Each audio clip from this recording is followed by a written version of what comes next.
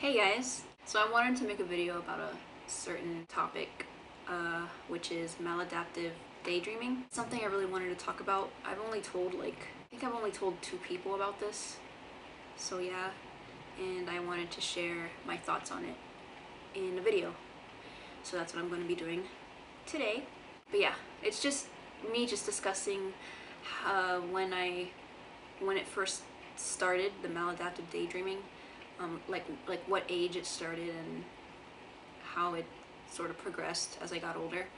I'm 20 years old now, and it started when I was, I'd say 10 or 11, I don't remember, but around that age. So yeah, so let me start off with what maladaptive daydreaming is. I'm gonna try to explain it the best way that I can.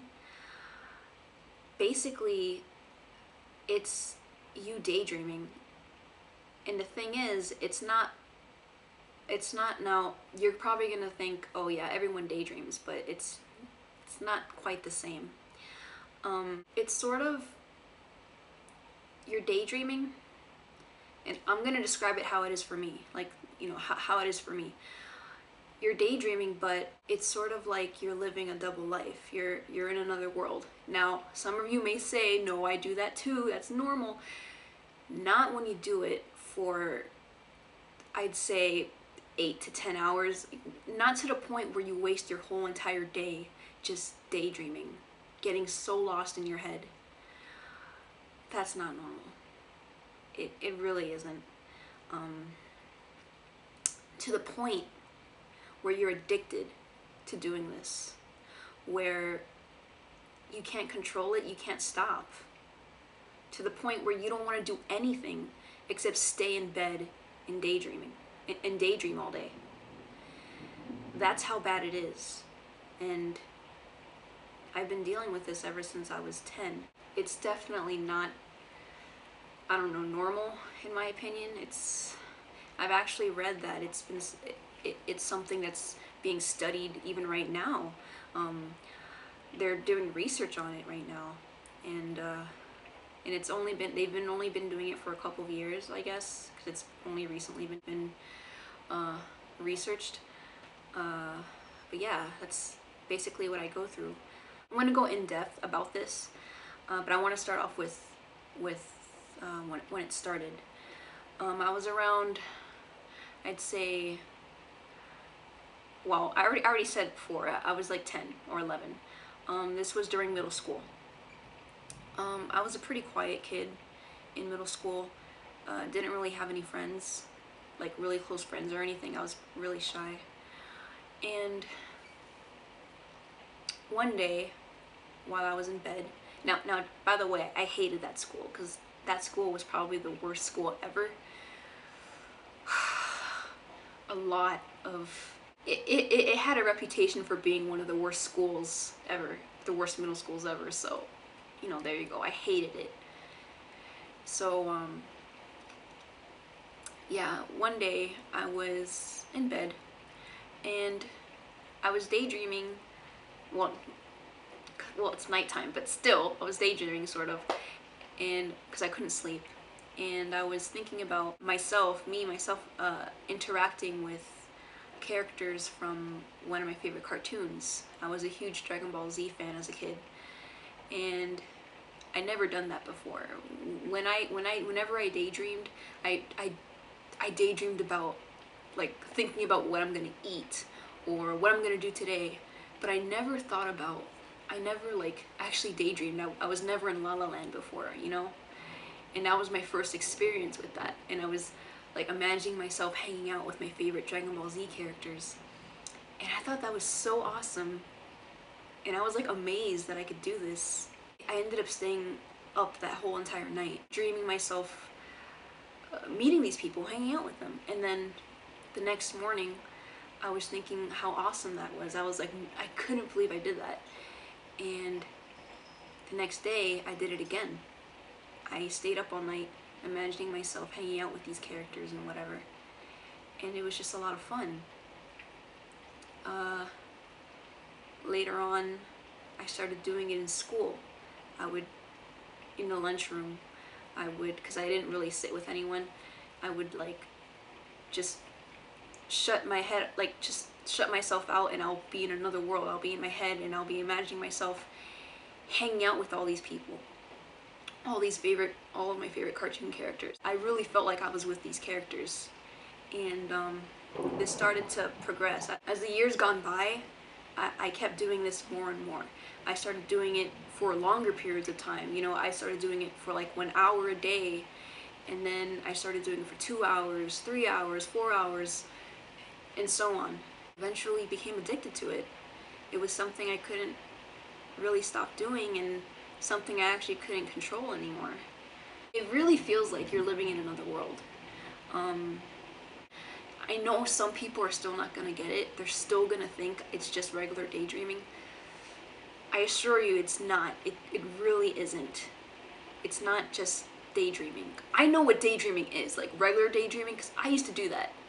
But now it's gone to the point where it isn't. I'm literally living in another world in my head. And it sounds crazy too, but that's just how it is. Now, I've been doing a lot of research on it. When I turned around, I'd say 16, I wanted to know what was going on with me. I was just like, I'm the only one who does this, you know? I'm the only one who spends their time daydreaming like 24/7. Because I would lay in bed just not doing anything, just daydreaming. I wouldn't want to leave.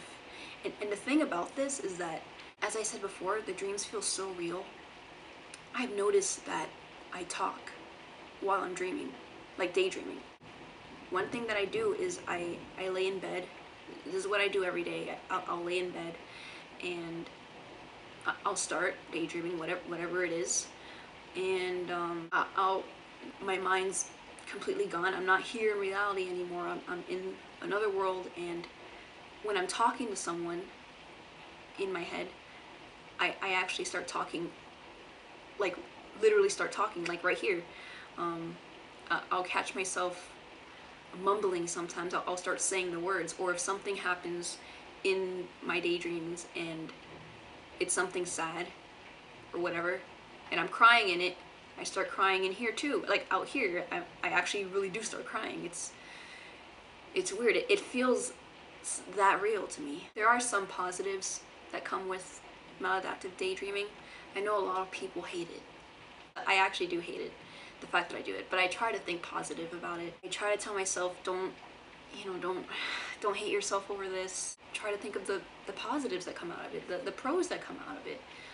For one, I come up with really good stories in my daydreams. Whenever I start daydreaming, I come up with really good ideas, and I think that's pretty awesome. I'm an artist, and I do want to be an animator, and I'm pretty sure I could come up with some pretty good stories of my own one day, thanks to this. I think it kind of makes you more creative. That's just my personal opinion. So there is some good that comes out of it. Another thing is, I mean, maybe it's not good, but I kind of consider it, I kind of use it as a coping mechanism. If I'm going through something, or if something really bothers me, and I really need to shut myself out, like get away from reality, just escape it, what do? I go back to in my head. I'm more up here than out here. So if I'm really upset, and I just can't, I guess, take it anymore, and I really need to be alone, I really need to like calm down, that's what I do. I'll just leave reality and go to my dream world and be happy there. I mean, that's kind of not good. It's not always good to escape reality if you have any problems, but I mean, if it helps calm me down, then sure. The negatives, of course, is that you're staying in bed all day. It sort of feels like you're just wasting your time, withering away. You're not doing anything. You're just in bed. Another thing is that sort of cut yourself off from like social interaction, because you're staying in bed all day, and I think that's a problem for me because I'm pretty shy, and I don't really try to get out there and talk to people. And I'd rather communicate with people in my head rather than communicate with people outside, and that's not a good thing. So that's another negative that comes with this. Now, I've been reading a lot, about this, and I was curious. I wanted to know what other people felt, and a lot of people feel the same way. And one thing that I read, which was pretty interesting, and I thought was true for me, was someone was like, they sort of were analyzing, like why did this happen to me, like, whatever. I felt that this was also true for me too. They were like, why did I start daydreaming like this? Like, why? And they said that they felt that it sort of manifested in itself so that they'd get the social interaction that they really craved.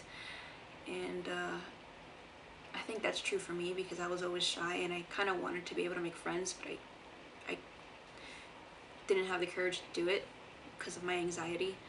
And I ended up getting the interaction that I wanted in my head, and I guess I got really addicted to that, because I was like, yeah, at least I'm communicating somehow, in some way, just in my head, not directly in real life, but that was the next best thing for me. My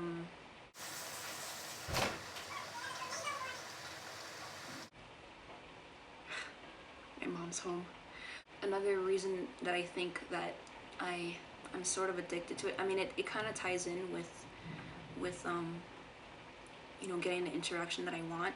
Sometimes I do want to meet people, but I kind of don't want to put the effort in, getting to know them. And when you're daydreaming, you don't really have to go through all the work to getting to know a person and all that, because you're in your dream and you get to know them already. It's like, I guess it's easier. I also feel that I'm addicted to it because, I mean, when I'm in my head, I'm a completely different person. I think it's like I invented an improved version of myself. I'm a lot more confident, not as shy, and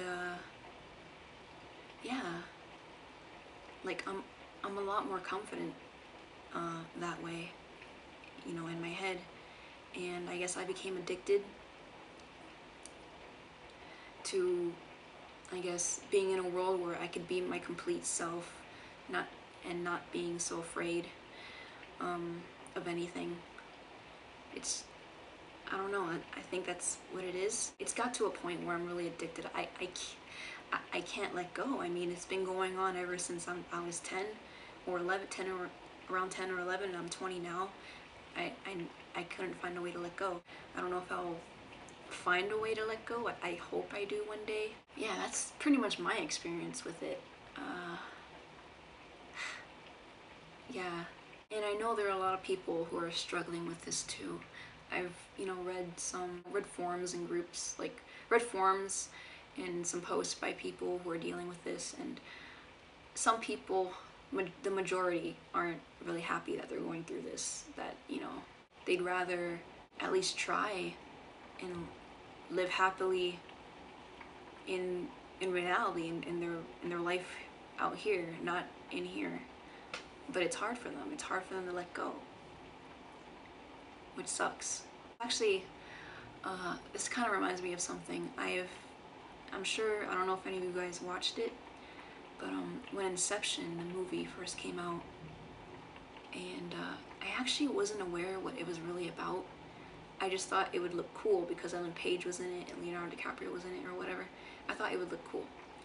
And when I watched it with a friend, and when I went home, I was just like, that movie really impacted me, because I felt like, in a way, it was sort of, describing what I've been going through. It's completely different. Cobb's on a mission to implant an idea in someone's mind, yeah, whatever, but there was just one scene that I really liked. I think they were in Mombasa, and there were these people who were dreaming, and they, in like this little shop, and they went to that shop every day so that they could dream. And and in those dreams they're aware, 'cause it's like lucid dreaming, and they came there every day just to do that.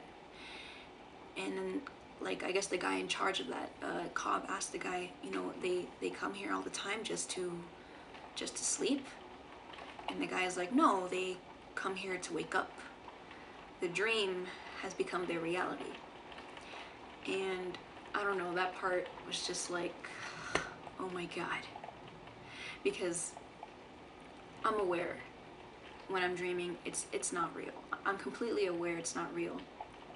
But it feels real. It does feel real. It does feel like I'm really there. And I really do feel like I'm living another life. I am spending hours doing this, laying in bed, completely out of it, gone, in another world. And sometimes I do wish it were my reality, because I'm a lot more confident in this world. I'm a lot more happier. I'm a lot more happier. I would wish for it to become I would want it to be my reality, but I know it never will be. So yeah, I don't know.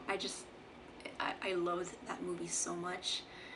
And I remember I watched it so many times because I loved it so much. I was like, oh, thank you, Christopher Nolan, for doing this. Such a great movie. But yeah. So yeah, and that's really my experience with lucid dreaming. Just if you're dealing with this, just know you're not alone. There are tons of other people out there. I totally recommend looking up forums and groups.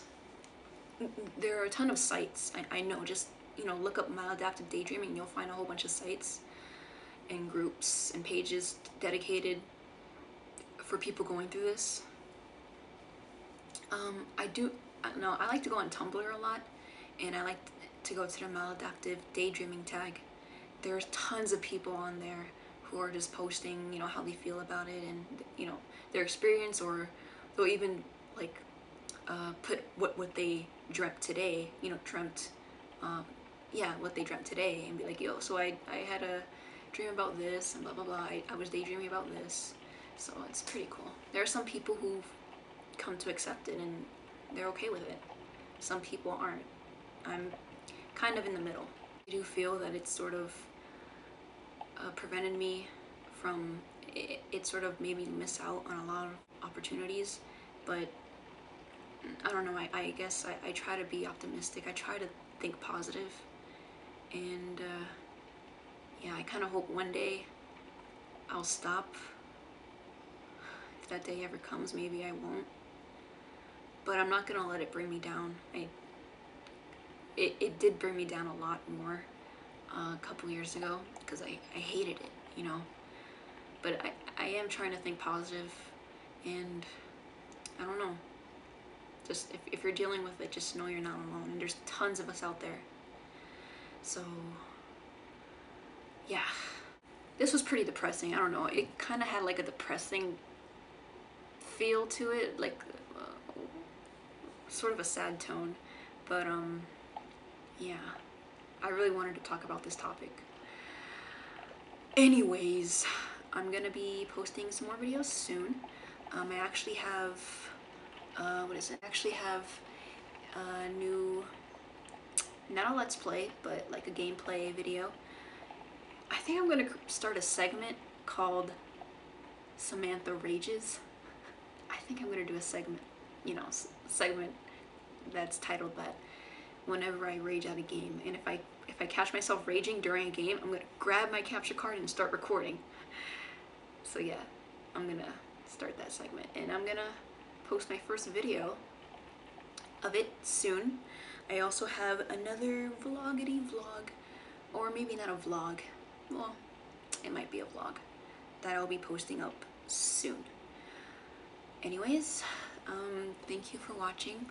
I'll talk to you guys later, and yeah, bye. Grab my capture card and start recording.